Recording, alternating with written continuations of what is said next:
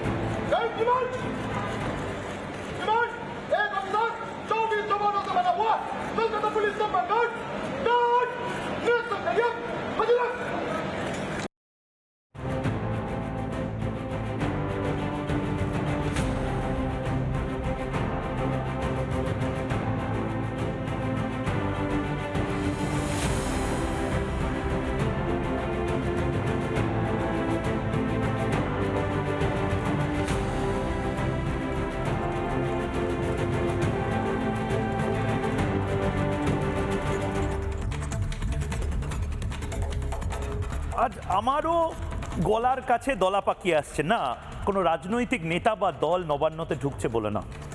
এটা আসলে বিজেপির সরকার শুধুমাত্র নয়, এটা বিজেপির সরকার, এটা সাধারণ মানুষের সরকার, 2/3 প্রতিবাদী মানুষের সরকার।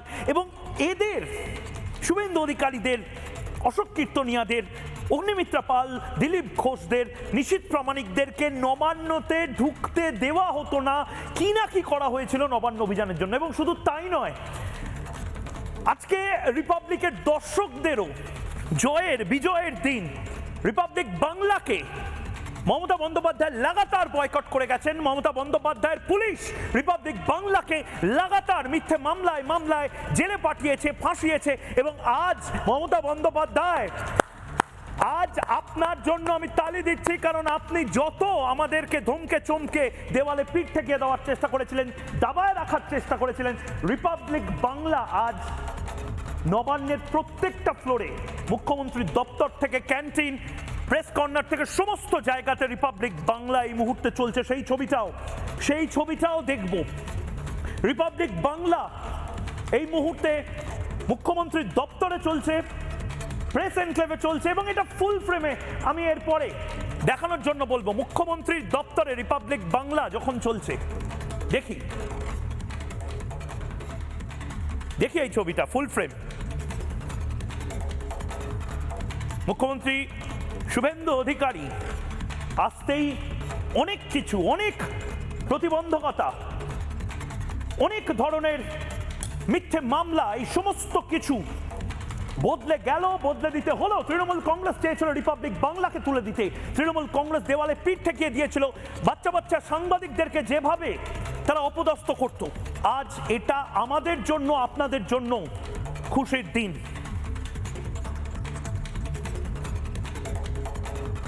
এই মুহূর্তে অশোক কীর্তনিয়া আমাদের সঙ্গে রয়েছেন। অশোক কীর্তনিয়া এই মুহূর্তে রাজ্যের মন্ত্রী।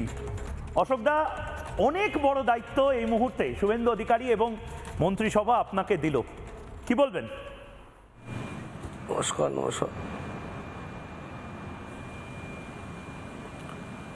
দেখুন,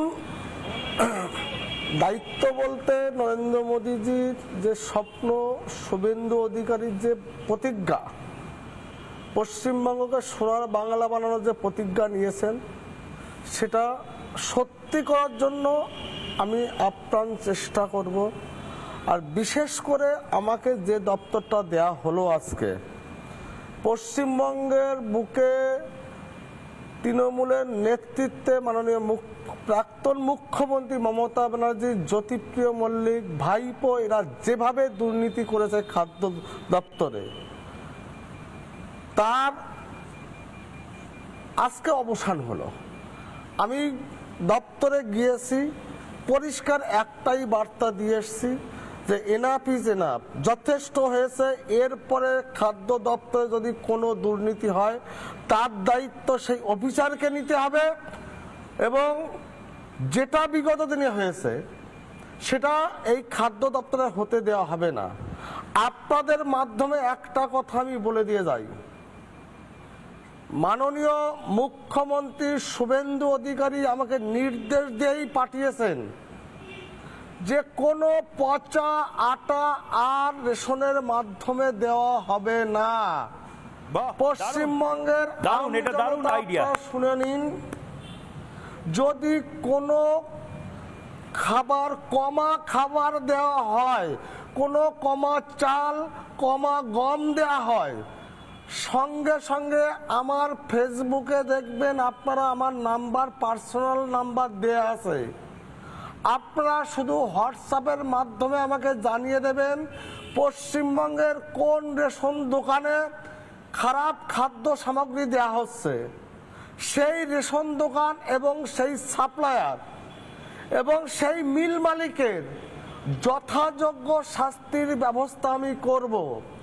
আর যারা এই রেশন ডিপার্টমেন্টের খাদ্য দপ্তরের সঙ্গে জড়িয়ে আছেন, যে যেখানে সে মিল মালিক হোক, হোলসেলার হোক, রেশন দোকানদার হোক, শুনে নিন আপনার একটা কথা আমি দিয়ে যাচ্ছি, এটা কিন্তু অনেক গোটা ভারতের মানুষ দেখতে পাচ্ছে। যদি কোনো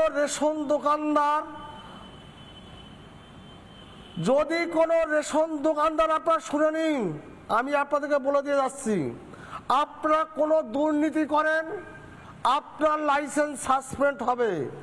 যদি কোনো হোলসেলার যদি কোনো দুর্নীতি করেন, খারাপ খাদ্য সামগ্রী দেন, আপনার লাইসেন্স সাসপেন্ড হবে। যদি কোনো মিল মালিক কাটমানি খেয়ে নিম্নমানের খাদ্য সামগ্রী দেন, আপনার মিল কিন্তু চিরতরে বন্ধ হয়ে যাবে, আমি বলে দিয়ে গেলাম আপনাদের মাধ্যমে। তাই আমি আপনাদেরকে পরিষ্কার একটাই বার্তা দিয়ে যাচ্ছি, পশ্চিমবঙ্গের আমজনতার খাদ্য নিয়ে কোনো কম্প্রোমাইজ নেই। মোদিজির একটাই বার্তা, না খাউঙ্গা না কিসি কো খানে দুঙ্গা। আমি অন ক্যামেরায় ডেট এবং টাইম দিয়ে আপনারা লিখে নেবেন, সমগ্র পশ্চিমবঙ্গের আমজনতা খাদ্যর সাথে কোনো কম্প্রোমাইজ নেই আমার। তাই সবাই যারা বিগত দিনে 15 বছর দুর্নীতি করেছেন, বাম জমানায় দুর্নীতি করেছেন, আপনারা অ্যালার্ট হয়ে যান। ঠিক, কোনো দুর্নীতি আমি মেনে নেব না। ময়ূক রঞ্জন ঘোষের সামনে খাদ্যমন্ত্রী লাইভ বললেন, এইটা বাংলার মানুষ কিন্তু নোট করে রাখছে। অশোক দা, এটা কিন্তু বাংলার মানুষ নোট করে রাখছে, প্রয়োজনে এটা নিয়ে কিন্তু আবার চোখে চোখ রেখে কথা বলতে হবে। আপনি শুনুন ময়ূক দা, আপনি 100 বার আপনি লিখে রাখুন, আজকে আমি বলে দিয়ে যাচ্ছি আপনাকে। আমার সময়কালে খাদ্য নিয়ে যদি কোনো দুর্নীতি হয়, আমি রাজনীতি ছেড়ে দেবো অন ক্যামেরা, আমি বলে দিয়ে গেলাম। আমি আমার মন্ত্রিত্ব ছেড়ে দেবো অন ক্যামেরা, আমি বলে দিয়ে গেলাম। কারণ কোনো দুর্নীতির সঙ্গে অশোক কীর্তন নিয়ে কম্প্রোমাইজ কোনোদিন পলিটিক্যালি করেনি, আজকেও করব না। যে দায়িত্ব নরেন্দ্র মোদী, শুভেন্দু অধিকারী আমাকে দিয়েছেন, আমি সেই দায়িত্ব যথাযথ পালন করব। পশ্চিমবঙ্গের আমজনতাকে আমি এই কথা দিয়ে গেলাম, এই কমিটমেন্ট করে দিয়ে গেলাম আপনাদের মাধ্যমে। বেশ, অশোক কীর্তনিয়া খাদ্যমন্ত্রী রিপাবলিক বাংলায় সরাসরি বড় ঘোষণা করে দিয়ে গেলেন, এবং এটা বাংলার মানুষ ভালো করে শুনে নিন। পচা গম, পচা চাল, রেশন দোকানের কোনো দুর্নীতি, চাল চুরি, এই সমস্ত কিছুর খবর পেলে অশোক কীর্তনিয়া নিজের ফোন নাম্বার পাবলিক করে দেবেন বলছেন। খাদ্যমন্ত্রীকে জানান, প্রয়োজনে একেবারে প্রধানমন্ত্রী নরেন্দ্র মোদী অবধি জানান, কারণ এবার আর কোনো ভাইপো ভাগ্নে এদের কাছে গিয়ে খবরটা চাপা পড়ে যাবে না। মিনমিনে মিডিয়া আর খবর চাপতে পারবে না। এবার একদম PM to CM to DM, সব জায়গার খবর সব জায়গায় চোখে চোখ রেখে। অশোক দা, কিছু বলতে চাইছেন আপনি?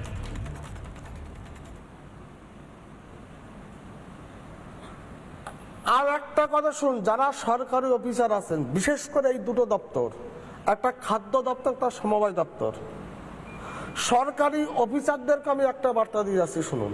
আমি যেভাবে রেশন দোকানদার, হোলসেলার, মিল মালিককে বার্তা দিলাম, আপনারা যদি কেউ কোনো দুর্নীতির সঙ্গে জড়িয়ে পড়েন, কেউ কোনো যদি দুর্নীতির সঙ্গে জড়িয়ে পড়েন, সেদিনই কিন্তু আপনারা সাসপেন্ড হবে। এটা বলে দিয়ে গেলাম আমি অন ক্যামেরা আপনাদেরকে। কোনো মাপ নেই, পশ্চিমবঙ্গের আম জনতার খাবারের সঙ্গে কোনো কম্প্রোমাইজ নেই, আমি বলে দিয়ে গেলাম আজকে আপনাদের।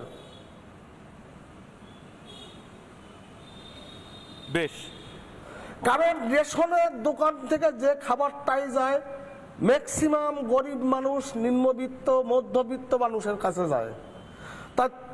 তাই পশ্চিমবঙ্গের কোনো আমজনতার খাবারের সাথে ভারতীয় জনতা পার্টি কম্প্রোমাইজ করবে না।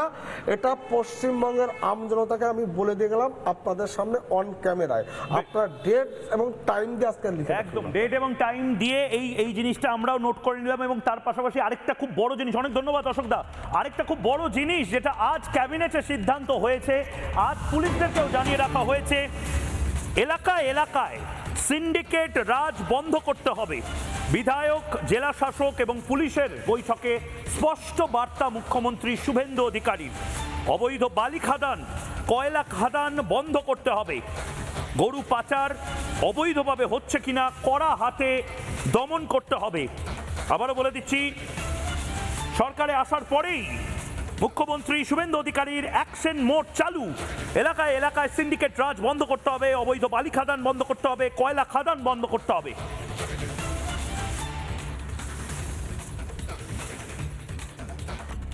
এবং আজ আমার সাথে একজন বিধায়ক রয়েছেন, উত্তরপাড়ার বিধায়ক দীপাঞ্জন চক্রবর্তী, এবং আমার সাথে রয়েছেন বিধায়কদের থেকেও কম নন। তার লড়াই গোটা মন্ত্রিসভা স্যালিউট করছে। তাদের লড়াইকে আজ সম্মান জানিয়ে শুভেন্দু অধিকারী বলেছিলেন যে কথা, সেটাই হলো। সংকল্পপত্রে বিজেপি যা যা বলেছিল সেটাই হচ্ছে। শহীদ যারা হয়েছে, তৃণমূলের অত্যাচারে যারা শহীদ হয়েছে, রাজনৈতিক হিংসার যারা বলি হয়েছে, তাদের পরিবার বানের জলে ভেসে যাবে না। কি খাচ্ছে, কি অবস্থায় রয়েছে, কতদিন পালিয়ে রয়েছে, কেউ কোনোদিন খবর নেয়। প্রত্যেকের জন্য এবার রাজ্য সরকারের ভাতা থাকবে। এই মুহূর্তের বড় ব্রেকিং নিউজ, এবং তারপর আমি মুখ্যমন্ত্রীর বাইকটাও শোনাবো। বড় ব্রেকিং নিউজ এই মুহূর্তে, নিহত বিজেপি কর্মীদের পরিবারের দায়িত্ব নিল রাজ্য সরকার। নিহত বিজেপি কর্মীদের পরিবারের দায়িত্ব নিল রাজ্য সরকার। নবান্ন থেকে ঘোষণা মুখ্যমন্ত্রী শুভেন্দু অধিকারী। কাজের সরকার, শুভেন্দু সরকার এবার মাস্টার স্ট্রোক দিচ্ছে। একদিকে সিন্ডিকেট রাজ বন্ধ করছে, অন্যদিকে যারা এর বিরুদ্ধে প্রতিবাদ করেছে এবং খুন হতে হয়েছে যাদের, প্রত্যেকের দায়িত্ব নেবে, প্রত্যেকের বাড়ির লোকের দায়িত্ব নেবে রাজ্য সরকার। মুখ্যমন্ত্রী শুভেন্দু অধিকারী কি বলেছেন শুনবো। যাদের আত্মবলিদানের মধ্য দিয়ে বিজেপি সরকার প্রতিষ্ঠা হয়েছে, সেই ভারতীয় জনতা পার্টির অকালে ঝরে যাওয়া 321 জন যারা আত্মবলিদান করেছেন, তাদেরকে শ্রদ্ধার সঙ্গে স্মরণ করেছি, সমবেদনা জানিয়েছি। তাদের পরিবারের প্রতি এই সরকার দায়বদ্ধ। তারা যেমন হত্যার বিচারও আশা করেন, তা আমরা দেব। সাথে সাথে এই পরিবারগুলির সামাজিক এবং অন্যান্য কল্যাণকর সমস্ত দায় দায়িত্ব আমরা এই সরকার কাঁধে তুলে নিলাম। আমাদের সাথে এই মুহূর্তে নিহত বিজেপি কর্মীর স্ত্রী পদ্মা মণ্ডল রয়েছেন। পদ্মাদি, আপনি বাংলার মানুষকে মনে করান যে কি বিভৎসতা আপনার পরিবারের সাথে, আপনার স্বামী এবং দেওরের সাথে হয়েছিল, এবং আজ শুভেন্দুদা কিন্তু কথা রাখলো, আপনাদের বলেছিল এবং কথা রাখলো শুভেন্দুদা। সন্দেশখালিতে কি হয়েছিল আপনাদের সাথে? 2019 সালের 8ই জুন দিনটি ছিল জামাই ষষ্ঠী দিন, এবং আমার স্বামী প্রদীপ মণ্ডল এসসি মোর্চার প্রেসিডেন্ট ছিল ভারতীয় জনতা পার্টির, এবং 2019 সালের লোকসভা নির্বাচনে আমার বাড়ি হাটগাছি অঞ্চলে, হাটগাছি অঞ্চল লিড পেয়েছিল ভারতীয় জনতা পার্টি। শুধু লিড পেয়েছে এই অপরাধ এবং আমার স্বামী যেহেতু ভারতীয় জনতা পার্টির একজন এসসি মোর্চার সভাপতি, সেই দায়িত্ব ছিল। সাথে সাথে আমার স্বামী ছিল হিন্দু সংহতির একজন কার্যকর্তা এবং সর্বপ্রথম ছিলেন রাষ্ট্রীয় স্বয়ংসেবক সংঘের সদস্য, পরবর্তীতে বিশ্ব হিন্দু পরিষদেরও একজন কার্যকর্তা। হিন্দুদের পাশে থাকা এবং ভারতীয় জনতা পার্টির কর্মী হিসেবে মাথা উঁচু করে বাঁচার জন্য শেখ শাহজাহান এবং কাদের মোল্লা, জিয়াউদ্দিন মোল্লা, আখের আলী গাইন, এই যে জেহাদি মৌলবাদী একটি সংগঠন, তারা আমার পরিবারের উপরে হামলা চালায়। 8ই জুন জামাই ষষ্ঠীর দিনটাকে তারা বেছে নিয়েছিল, কারণ এই জামাই ষষ্ঠী হচ্ছে বাঙালিদের একটি আনন্দ উৎসবের দিন এবং বেশিরভাগ সনাতনী হিন্দু ভাইরা ওই দিন বাড়িতে থাকেন না। একটি মিটিংয়ের নাম এই মৌলবাদী সন্ত্রাসবাদী জেহাদি সংগঠন তৃণমূল কংগ্রেস ওই দিনটাকে বেছে নিয়ে একদম পুরোপুরি পূর্ব পরিকল্পিতভাবে পুলিশ প্রশাসনের সক্রিয় ভূমিকাতে এবং সর্বপ্রথম এই পুলিশ প্রশাসন আমার বাড়ির মধ্যে ছুটে দৌড়ে গিয়ে ঢুকে যায় এবং পিছু পিছু এই শেখ শাহজাহানের বাহিনী, এই কাদের মোল্লারা বোমা গুলি মারতে মারতে আমার বাড়ির মধ্যে আক্রমণ করে এবং আমার স্বামী প্রদীপ মণ্ডল ও আমার 2 দেওর সুকান্ত মণ্ডল এবং দেবদাস মণ্ডলকে তাড়িয়ে নিয়ে জলকরের বাঁধে নিয়ে চলে যায়। ঠিক সেখানে নিয়ে গিয়ে নির্মমভাবে আমার স্বামী প্রদীপ মণ্ডলকে জলের মধ্যে প্রথমে চুবিয়ে চুবিয়ে ওকে দম করিয়ে দিচ্ছে এবং সাথে সাথে অজস্রভাবে তাকে কোপাতে থাকে, তরোয়াল দিয়ে এবং ভোঁজালি দিয়ে কোপায়। কোপানোর পরে নির্মমভাবে মাথার মধ্যে পেরেক ঢোকাতে থাকে। আগে থেকে এই প্রশাসন এবং এই রাজ্য সরকার, তৎকালীন মুখ্যমন্ত্রী মমতা ব্যানার্জি এই খুনের সঙ্গে সম্পূর্ণভাবে যুক্ত ছিল এবং এই শেখ শাহজাহানকে সক্রিয়ভাবে উনি সহযোগিতা করেছিলেন এবং প্রশাসনও সহযোগিতা করে প্রশাসন সামনে দাঁড়িয়ে থেকে একেবারে চুপচাপ। আপনি কি চান মমতা বন্দ্যোপাধ্যায়ের বিরুদ্ধেও ফাইল খুলুক, মমতা বন্দ্যোপাধ্যায়ের বিরুদ্ধেও তদন্ত হোক? অবশ্যই। আমি আজকে আমাদের যে সরকার, ভারতীয় জনতা পার্টির সরকার এবং আমাদের যে মাননীয় মুখ্যমন্ত্রী সম্মানীয় শুভেন্দু অধিকারী মহাশয়ের কাছে আমি অনুরোধ করব, আজকের এই রিপাবলিক বাংলার এই শো থেকেই হাত জোড় করে অনুরোধ করব যে মমতা ব্যানার্জির এই ফাইল খোলা হোক, সন্দেশখালী ফাইল, এবং মমতা ব্যানার্জির যে ভূমিকা সেটা জনসাধারণের সামনে তুলে ধরা হোক এবং মানুষ জানুক যে প্রাক্তন মুখ্যমন্ত্রী কিভাবে নিষ্ঠুরভাবে মানুষকে এইভাবে একের পর এক শেষ করেছে এবং হত্যা লীলা চালিয়েছিল, সেটা মানুষের সামনে আসুক। আমি দীপাঞ্জন চক্রবর্তীর কাছে যাব। দীপাঞ্জন চক্রবর্তী, শুধুমাত্র এই সন্দেশখালীর ফাইল নয়, 8 মাস ধরে মমতা বন্দ্যোপাধ্যায়ের কাছে সমস্ত কিছু ছিল। ইট, বালি, সিমেন্ট, জমির পাট্টা, ইয়ারমার্কিং করা জমি, সব কিছু ছিল। কাটার তারও কেনা হয়ে গেছিল। 8 মাস ধরে এই বাংলাদেশের পরিস্থিতি 2 বছর ধরে চলছে।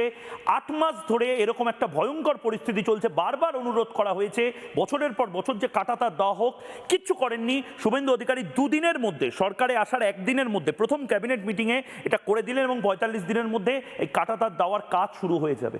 এটা তো রাষ্ট্রীয় সুরক্ষার সাথে, আমি বিশ্বাসঘাতকতা শব্দটা ব্যবহার করবো কিনা জানি না, একটা দল বিশ্বাসঘাতকতা করলো। দেখো ময়ূক, ভুলে গেলে চলবে না, একটা মৌলিক পার্থক্য রয়েছে। তৃণমূলের প্রতিষ্ঠাতার নাম doctor Mamata Banerjee, quote unquote doctor, আর ভারতীয় জনতা পার্টির প্রতিষ্ঠাতা ডক্টর শ্যামাপ্রসাদ মুখার্জি। 2 ডক্টরের মধ্যে পার্থক্য আছে, সেটা মানুষকে বুঝতে হবে। ডক্টর শ্যামাপ্রসাদ মুখার্জি ভারতীয় জনতা পার্টি বিশ্বাস করে রাষ্ট্র সর্বোপরি, নেশন ফার্স্ট, নো কম্প্রোমাইজ। আর ডক্টর মমতা ব্যানার্জি তৃণমূল বিশ্বাস করে রাষ্ট্র কিছু নয়, টাকার ক্ষমতা সর্বোপরি।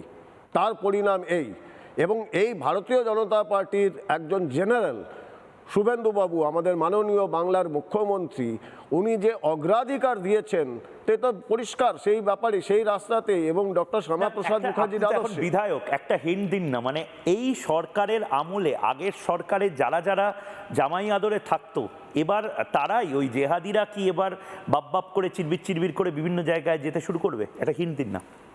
না দেখো ময়ূক, এটা আমি ভারতীয় জনতা পার্টির একজন সামান্য বিধায়ক হিসাবে আমি এটা তোমাকে প্রতিশ্রুতি দিতে পারি অন ক্যামেরা, যে মাননীয় মুখ্যমন্ত্রী শুভেন্দুবাবু আমাদের যে মার্গদর্শন করাবেন, আমরা জানি পশ্চিমবঙ্গ থেকে খুব বেশি হলে 2 থেকে 3 বছরের মধ্যে আমরা নির্মূল করে দেব এই ইসলামিক মৌলবাদকে।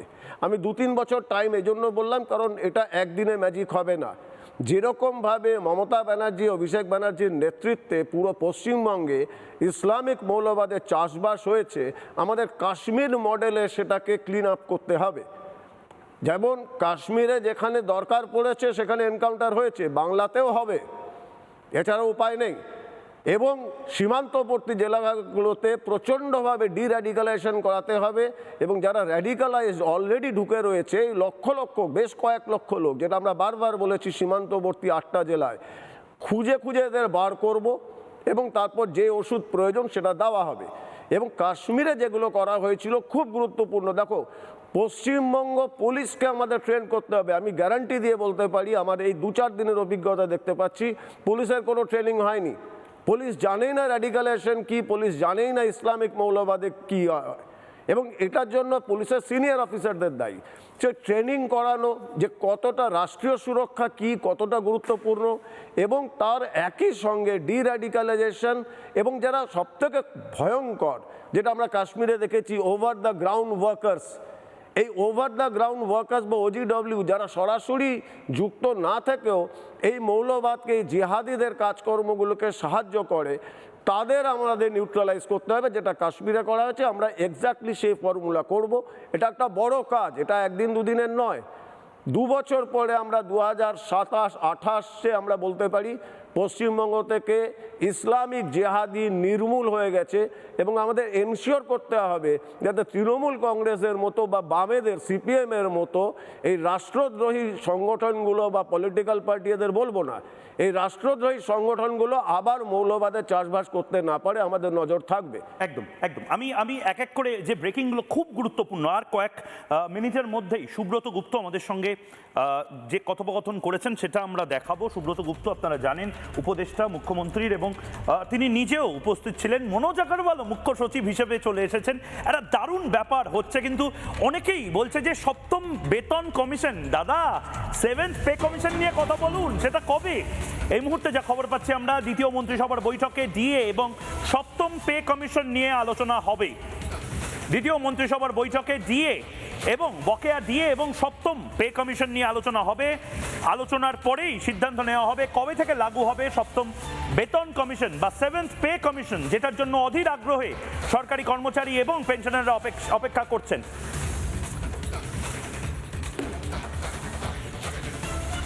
এর পাশাপাশি আরেকটা বড় ব্রেকিং আমি নেব, যেটা বাংলার মায়েদের জন্য, মেয়েদের জন্য অত্যন্ত সুখবর। এবার সরকারি বাসে সমস্ত ধরনের যাত্রা বিনামূল্যে মায়েদের জন্য, মহিলাদের জন্য সরকারি বাসে বিনামূল্যে ভ্রমণ, যেমনটা বিজেপির সংকল্পপত্রে ছিল। আগামী 1 জুন থেকে এই সুবিধা পাবেন মহিলারা।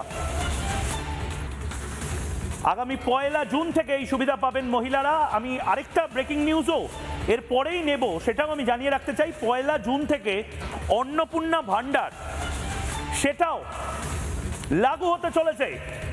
লক্ষ্মীর ভাণ্ডারের জায়গায় অন্নপূর্ণা ভাণ্ডার 1 জুন মাস থেকে চালু হচ্ছে অন্নপূর্ণা ভাণ্ডার।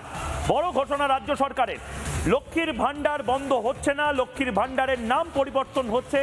1,500-এর জায়গায় 3,000 টাকা, 3,000 টাকা দেওয়া হবে 1 জুন থেকে মহিলাদের সরকারি বাসে ফ্রি যাতায়াত। এবং মানে এই যে লাভের যে জায়গাগুলো, আমি আরেকটা ব্রেকিং নিউজ যদি এই মুহূর্তে নিতে পারি, এটা তো রাজ্য সরকারের দিক থেকে এগুলো হচ্ছে। আমি বলছি না ডাবল ইঞ্জিন সরকার, আমি কেন্দ্রেরও, আমি অমিতাভ আমাদের ডিরেক্টরকে বলবো কলকাতা মেট্রোর তহবিল বাড়ানো এটাও কেন্দ্রীয় সরকার থেকে হচ্ছে। ভাবুন ডবল ইঞ্জিনের এই মুহূর্তের যে বেনিফিট সেগুলো কিন্তু আসতে শুরু করছে। একদিকে রাজ্য সরকার এগুলো করছে, অন্যদিকে কেন্দ্র তহবিল বাড়ানো হলো কলকাতা মেট্রো। ফাস্ট ট্র্যাকে অনুমোদন দেওয়া হচ্ছে কলকাতা মেট্রো এবং রেলওয়ের কর্মকর্তাদের সঙ্গে প্রকল্প নিয়ে খুব শিগগিরই বৈঠক হবে। যে মেট্রো প্রকল্প আটকে রয়েছে সেগুলো খুব তাড়াতাড়ি শুরু করা হবে, অর্থাৎ যে রুটের যে মেট্রোগুলো আটকে রয়েছে সব তাড়াতাড়ি শুরু করা হবে, সব 1 বছরের মধ্যে শেষ করতে হবে। এটা দীর্ঘদিনের দাবি ছিল এবং কেন্দ্রীয় সরকার এই সমস্ত কিছু এই মুহূর্তে করতে পারছে কারণ রাজ্য সরকার কোঅপারেট করছে। এটা শুধুমাত্র নয়, আরেকটা ব্রেকিং নিউজ নিয়ে আমি সুব্রতবাবুর সাথে যে কথোপকথন, সেই কথোপকথনে যাব। 9,250 কোটি টাকার কলকাতা বারাণসী এক্সপ্রেসওয়ে, তার যে পরিবেশ ছাড়পত্র আটকে ছিল সেই ছাড়পত্রর ক্লিয়ারেন্স এই মুহূর্তে মিলেছে। রাজ্য সরকার সহযোগিতা করছে। রাজ্য সরকার সহযোগিতা করার পাশাপাশি পরিবেশ মন্ত্রকের বিশেষজ্ঞ প্যানেল কলকাতা থেকে উত্তরপ্রদেশের এই বারাণসী পর্যন্ত যে 235 কিলোমিটারের দীর্ঘ গ্রিনফিল্ড এক্সপ্রেসওয়েকে পরিবেশগত ছাড়পত্র দেওয়ার সুপারিশ করেছে। সেটার মানে হলো আপনার দিল্লি যাওয়া বা বারাণসী যাওয়া বা উত্তরপ্রদেশ যাওয়া বা উত্তর ভারত যাওয়া, তার যে সময় সেটা অনেকটা কমে যাবে। ইনফ্রাস্ট্রাকচার, আমি বলেছিলাম না, পরিকাঠামোগত দিক থেকে আমাদের বাংলা যেভাবে এগিয়ে যাবে, যেভাবে উন্নত হবে, আপনি ধারণা করতে পারছেন না 1 বছর পরে কি হবে। শুভেন্দু অধিকারীর সরকার যদি এই 1 বছরে কিছু নাও করে, ধরে নিলাম কিছু করবে না, জিরো, যে বকেয়া কাজগুলো বাংলার জন্য কেন্দ্রীয় সরকারের যে কাজগুলো পড়েছিল এতদিন ধরে, ঝুল পড়ছিল, সেগুলো যদি এবার চালু হয়, বাংলা 1 থেকে 5-এর মধ্যে উঠে আসবে। 2027-এর জানুয়ারিতে আমার সাথে আপনার কথা হবে।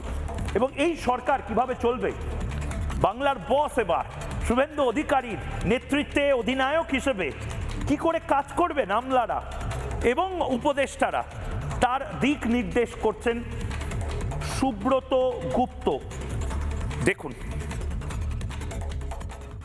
পশ্চিমবঙ্গ সরকারের উপদেষ্টা, মুখ্যমন্ত্রীর উপদেষ্টা সুব্রত গুপ্ত, আইএস অফিসার, প্রাক্তন অবসরপ্রাপ্ত আইএস অফিসার এবং এসআইআর যার হাত ধরে হলো, যিনি স্পেশাল অবজারভার ছিলেন নির্বাচন কমিশনের, তিনি আমাদের সঙ্গে এই মুহূর্তে সরাসরি যুক্ত হয়েছেন। সুব্রতবাবু, এই মুহূর্তে আপনি নির্দিষ্টভাবে একটা গুরু দায়িত্ব নিয়েছেন, কতটা নতুন চ্যালেঞ্জ, মানে এটা একটা সময় আপনার মানে হাতের মুঠোয় ছিল অ্যাডমিনিস্ট্রেশন, আবার সেই অ্যাডমিনিস্ট্রেশন, আবার রাইটার্স বিল্ডিং, কি বলবেন?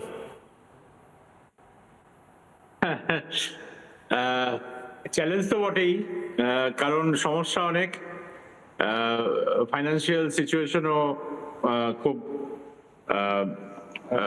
মানে কঠিন অবস্থায় আছে। সুব্রতবাবু, নতুন কি কি চ্যালেঞ্জেস আপনার কাছে, প্রধান কি চ্যালেঞ্জ? একটা কি টাকা পয়সা? একটা হচ্ছে একটা হচ্ছে অর্থ জোগাড় করা বিভিন্ন প্রকল্পের জন্য, আর দ্বিতীয় চ্যালেঞ্জ হচ্ছে যে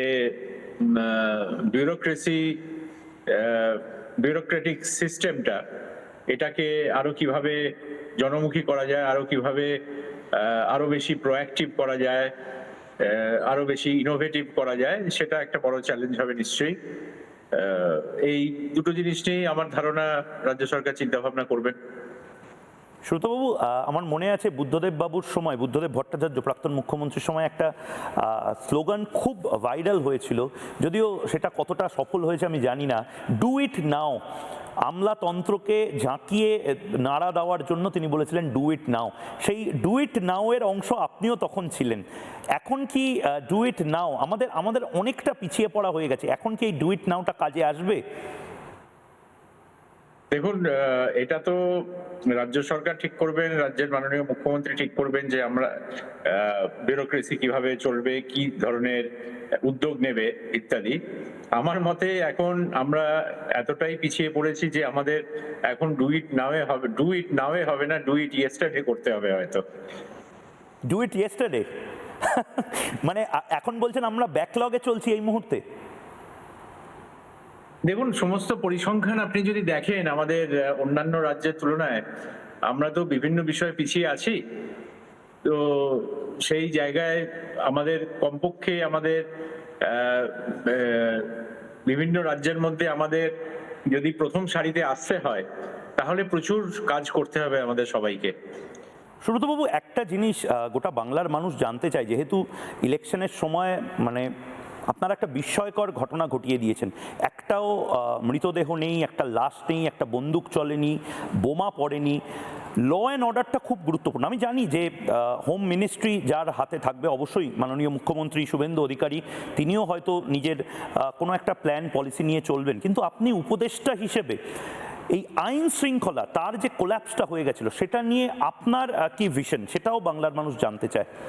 হ্যাঁ, এটা দেখুন, প্রথম কথা হচ্ছে যে উপদেষ্টা হিসেবে কি কি বিষয় আমাকে দেখতে হবে বা কি বিষয়ে পরামর্শ দিতে হবে সেটা রাজ্য সরকার সিদ্ধান্ত নেবেন। আমি অপেক্ষা করছি যে এটা আগামী কয়েকদিনের মধ্যে এটা পরিষ্কার হয়ে যাবে যে কোন কোন জিনিস আমাদের দায়িত্ব নিয়ে দেখতে হবে। এটা ঠিকই যে ইলেকশনের সময় আমাদের এটা একটা বড় চ্যালেঞ্জ ছিল যে আইন শৃঙ্খলা কিভাবে মেনটেন করা যায় যাতে মানুষ ভোট দিতে বেরোতে পারেন। কিন্তু এটাও প্রমাণিত যে মানুষ বিশাল সংখ্যায় এসে ভোট দিয়েছেন, তারা আশ্বস্ত হয়েছেন, তাদের কনফিডেন্স বেড়েছে, তারা এসেছেন, ভোট দিয়েছেন।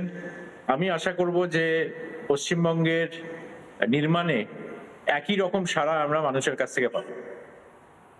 সুব্রতবাবু, এটা একটা মডেল হয়ে গেছে। যারা হয়তো আইএস আইপিএস অফিসার তারাও হয়তো কোনো একটা সময় এটা নিয়ে হয়তো পড়বেন এই কেস স্টাডি হিসেবে, যে এই 2026-এ ল অ্যান্ড অর্ডার মেনটেন করার জন্য ইলেকশন কমিশন এবং স্পেশাল অবজারভার সুব্রত গুপ্ত কোন মডেলটা নিয়েছিল। একটু যদি মডেলটা বলেন, মানে এই অসম্ভবকে সম্ভব করলেন কি করে? শুধুমাত্র যারা হিস্ট্রি শিটার বা দাগি অপরাধী তাদেরকে জেলে পাঠিয়ে সেটা কি হয়েছে, না আপনাকে অন্য অনেক ভাবে এই ধাপে ধাপে এই কাজটা করতে হয়েছে আপনাদেরকে? আমি এটুকু বলতে পারি, এক নম্বর চ্যালেঞ্জ ছিল মানুষকে বিশ্বাস দেওয়া যে তারা নির্ভয় ভোট দিতে পারবেন। আর এই বিশ্বাস দেওয়ার জন্য বিভিন্ন ধরনের কাজ আমাদের করতে হয়েছিল। তার মধ্যে একটা যেমন ছিল, আপনি বললেন হিস্ট্রি শিটার ইত্যাদি, তাদের মানে গ্রেপ্তার করে তাদের কোর্টে চালান করা, সেটা যেরকম একটা দিক ছিল, তেমনি আবার মানুষকে আশ্বস্ত করতে হয়েছিল যে পুরো প্রক্রিয়াটা আমরা ওয়েবকাস্টিং এর মাধ্যমে ধরে রাখবো এবং যেখানে যা ঘটনা ঘটবে তৎক্ষণাৎ সেখানে সেই বিষয়ে যা যা মানে দরকার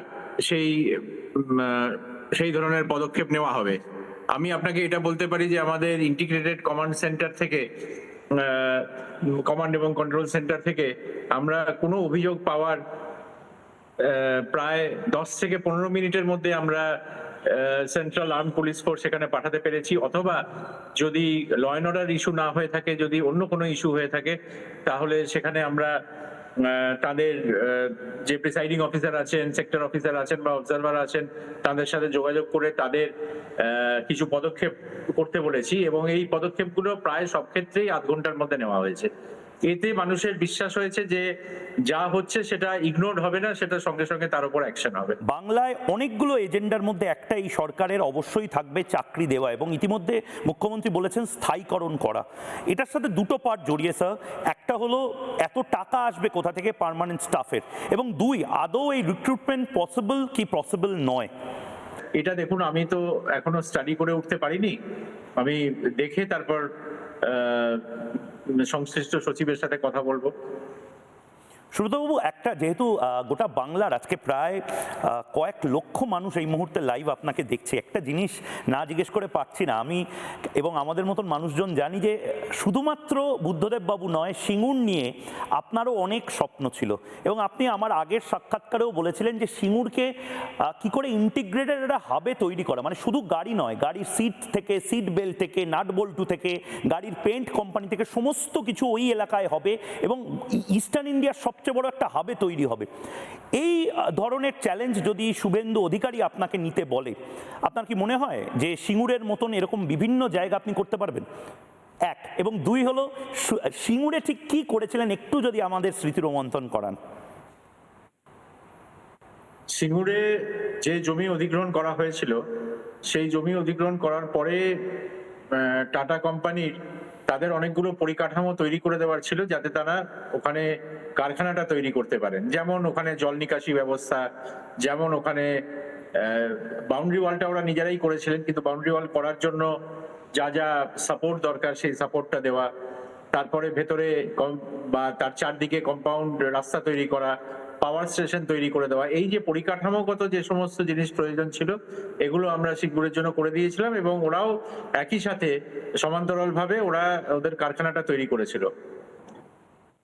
আর আপনি যে প্রথম যে প্রশ্নটা করলেন যে এরকম আবার উদ্যোগ নেওয়া যায় কিনা, আমি বলবো নিশ্চয়ই নেওয়া যায় উদ্যোগ, কিন্তু আমাদের পক্ষ থেকে ইনভেস্টর যারা মানে উদ্যোগ স্থাপন করবেন এখানে তাদের অ্যাট্রাক্ট করতে হবে, কারণ এখন তো এটা তো একটা প্রতিযোগিতার যুগ। সমস্ত রাজ্য সরকারই সমস্ত রাজ্যই চাইছে যে তাদের রাজ্যে কারখানা স্থাপন হোক। অনেকে বিভিন্ন রকমের পরিকল্পনা করছেন, বিভিন্ন রকমের সাহায্য দিচ্ছেন, বিভিন্ন রকমের ইনসেনটিভ দিচ্ছেন। তো সেই প্রতিযোগিতায় আমাদের যদি সাফল্য পেতে হয় তাহলে আমাদের তার চেয়ে ভালো কিছু দিতে হবে। কিন্তু শিল্পের জন্য তো জমি দরকার, মানে যেটা বারবার বিরোধীরা বলতেন একটা সময় যে আকাশে তো শিল্প হবে না। রাজ্য সরকারের তো জমির ব্যাংকিং এই মুহূর্তে খুবই কম, এবং থাকলেও সেটার ইয়ার মার্কিং, তার নিরাপত্তা, এই সমস্ত কিছু তো একটা বড় সমস্যা হবে।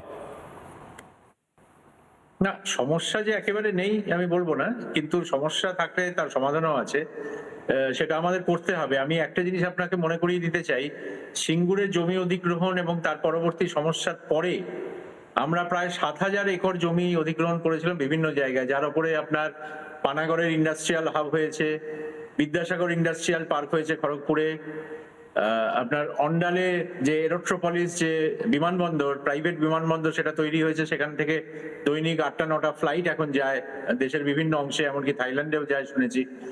তো এগুলো সবই হয়েছিল সিঙ্গুর পরবর্তী সময়। সুতরাং সিঙ্গুর একটা হয়ে গেছে বলে আগামী দিনে কিছু সম্ভব নয়, এটা মনে করার কোনো কারণ নেই। বর্ধমানের আপনি একটা সময় জেলা প্রশাসক ছিলেন, আপনি বিভিন্ন জেলায় কাজ করেছেন, এবং এটা বললে খুব একটা বাড়তি বলা হবে না যে আপনি বাংলার জেলাগুলোকে একেবারে হাতের তালুর মতন চেনেন। এই মুহূর্তে বিজেপির সবচেয়ে বড় চ্যালেঞ্জটা হলো বাংলাকে টপ 5-এর মধ্যে নিয়ে আসা, এবং তার জন্য প্রধানমন্ত্রী বা শিল্পমন্ত্রীরাও যেরকমভাবে ঢেলে সাহায্য করবে, মুখ্যমন্ত্রীও সেই চেষ্টাটাই করবে। আপনার কিন্তু এই মুহূর্তে মানে ভ্যান্টেজ পয়েন্ট অনেক, কিন্তু কোন কোন জেলায় কি কি করা যায়, মানে যদি বলেন যে মানে যেরকম ভাঙড়ে কি সত্যি ডেটা সেন্টার খোলা যায়, বর্ধমানে ঠিক কি করা যায়, এটা যদি আমি আপনাকে হাইপোথেটিক্যালি জিজ্ঞেস করি, আপনার কি উত্তর হবে? কিছু জেলা আছে যেখানে কৃষি ওপর নির্ভরশীল যে সমস্ত কারখানা, যে সমস্ত ইন্ডাস্ট্রি, সেগুলো হতে পারে, যেমন সেটা বর্ধমানে হতে পারে, বর্ধমান বিশেষ করে পূর্ব বর্ধমানে। উত্তরবঙ্গের একটা বিরাট অংশে সবজি চাষ হয়, খুব ভালো ফুল চাষ হয়। এই সব জায়গায় খাদ্য প্রক্রিয়াকরণের ইউনিট হতে পারে। আবার আমরা যদি এই দিকটা দেখি, খড়গপুর, হাওড়া, এই মানে দক্ষিণবঙ্গের এই অংশটা, এখানে ইঞ্জিনিয়ারিং হাব হতে পারে। আমরা যদি নিউ টাউনের দিকে তাকাই, এখানে আইটি হাব হতে পারে। ইতিমধ্যে আইটি কিছু কোম্পানি এখানে খুলেছেন তাদের অফিস, কিন্তু সেগুলো আরো অনেক বাড়ানো সম্ভব। তো এগুলোকে আমাদের উৎসাহিত করতে হবে। আর এছাড়াও ধরুন মাইনিং বা মাইনিং মেশিনারি, এটা আমাদের পশ্চিম বর্ধমান, বীরভূম, বাঁকুড়া এই অঞ্চলটায় হতে পারে। তো এই রাজ্যের বিভিন্ন অংশে বিভিন্ন ধরনের উদ্যোগ নেওয়া সম্ভব। পূর্ব মেদিনীপুর এবং দক্ষিণবঙ্গের আরো কিছু অংশে ফিশারিজ বা ফিশারি বেসড অনেক ইন্ডাস্ট্রি হতে পারে। তো এটাকে ভালোভাবে পর্যালোচনা করতে হবে, কোন জায়গায় কি ধরনের শক্তি আছে, এবং সেই অনুযায়ী আমাদের পরিকল্পনা নিতে হবে বিভিন্ন দপ্তরের পক্ষ থেকে। সুব্রতবাবু, আমার শেষ প্রশ্ন আপনাকে, আপনি কি ধুরন্ধর সিনেমা দেখেছেন? হ্যাঁ, দেখেছি। ধুরন্ধরে একটা ডায়লগ ছিল, ঘায়েল হু ইসিলিয়ে ঘাতক হু। তা আপনার অনেকগুলো ক্ষতচিহ্ন ছিল যখন শেষবার আপনি রাজ্য ছেড়েছিলেন, আবার আপনি রাজ্যে ফিরলেন, রাইটার্স বিল্ডিংয়ে কি অদ্ভুতভাবে ফিরলেন, কিন্তু সচিব হিসেবে নয়, উপদেষ্টা হিসাবে। এখন কি আপনার এই ডায়লগটা খুব মনে পড়ছে? না, আমি ঘায়াল কোনোদিনও হইনি, ঘাতকও নই। আমার কাজ হচ্ছে রাজ্য সরকারের পরিকল্পনা এগিয়ে নিয়ে যাওয়া। আমি আশা করব যে সবাইকে সঙ্গে নিয়ে সেই কাজটা আমি করতে পারবো। আচ্ছা, আমাকে জাস্ট লাস্ট 30 সেকেন্ডে একটা উত্তর দিন স্যার, তারপরে আমি আপনাকে আর সময় নষ্ট করব না। অনেক সমালোচক বলছে যে শুভেন্দু অধিকারী মুখ্যমন্ত্রীর সাথে কাজ করবেন বলেই আপনি গোটা বাংলায় এত মানুষের নাম বাদ দিলেন, এত কিছু করলেন। এটাকে আপনি কি করে কমব্যাট করবেন? এটার ডিফেন্ড আপনি কি করে করবেন? আমি আগেও বলেছি, আবারও বলছি, নাম বাদ দেওয়ার যে প্রক্রিয়া, নাম বাদ দেওয়া যেটা নিয়ে সবারই প্রশ্ন, সেই নাম বাদ দেওয়াটা কিন্তু নির্বাচন কমিশন করেননি। সেই নাম বাদ দেওয়া বা সেগুলো কনসিডার করার কাজ, সেটা সুপ্রিম কোর্টের নির্দেশে কলকাতা হাইকোর্টের তত্ত্বাবধানে জুডিশিয়াল অফিসাররা করেছেন এবং তারা যেটা সঠিক মনে করেছেন, আমার ধারণা সেইভাবেই তারা করেছেন। সুতরাং এখানে আমি জুডিশিয়ারির ওপর কোনো প্রশ্ন রাখতেই চাই না। এক নম্বর, যে যা নথি ছিল সেই নথির উপর দাঁড়িয়ে তারা সিদ্ধান্ত নিয়েছেন। আর আপনি বলছেন যে ইলেকশনের কথা, এটা তো আমার উত্তর দেওয়ার কিছু নেই, এটা মানুষ উত্তর দেবে। 93% মানুষ যদি ভোট দিয়ে থাকেন, তাহলে সেটাই তো এর উত্তর, যে এটা কোনো বিশেষ পার্টির হয়ে কাজ করা হয়েছে, নাকি সাধারণ মানুষ যাতে তাদের মত প্রকাশ করতে পারে সেই অনুযায়ী কাজ করা হয়েছে। বেশ, অনেক ধন্যবাদ। পশ্চিমবঙ্গ সরকারের নতুন উপদেষ্টা, মুখ্যমন্ত্রীর উপদেষ্টা সুব্রত গুপ্ত গোটা বাংলা এই মুহূর্তে যাদের দিকে তাকিয়ে রয়েছে তাদের মধ্যে থেকে অন্যতম। আশা করি এরপর আপনার যে যাত্রা, সেই যাত্রা শুভ হবে এবং আপনিও কুর্সি কি পেটি বাঁধকে এই যে রাজ্য, সেই রাজ্যের যে প্লেন, সেই প্লেনটা ওড়ানোর কাজটা করবেন। অনেক অনেক ধন্যবাদ সুব্রতবাবু, ময়ূকের সাথে কথা বলার জন্য, রিপাবলিক বাংলায় আসার জন্য। শুভেন্দু অধিকারী আজকে স্পষ্ট করে সচিবদের বৈঠকে এটা বারবার উল্লেখ করেছে, কথা কম কাজ বেশি। মুখ্যমন্ত্রীর অনুপ্রেরণা এই শব্দ কোথাও লেখা যাবে না। টাকা অযথা অপচয় করা যাবে না। যেখানে প্রয়োজন আছে সেখানে টাকা খরচ করুন। একটি হোয়াটসঅ্যাপ গ্রুপ করা হবে, সেই গ্রুপে মুখ্যমন্ত্রী শুভেন্দু অধিকারী নিজে থাকবেন।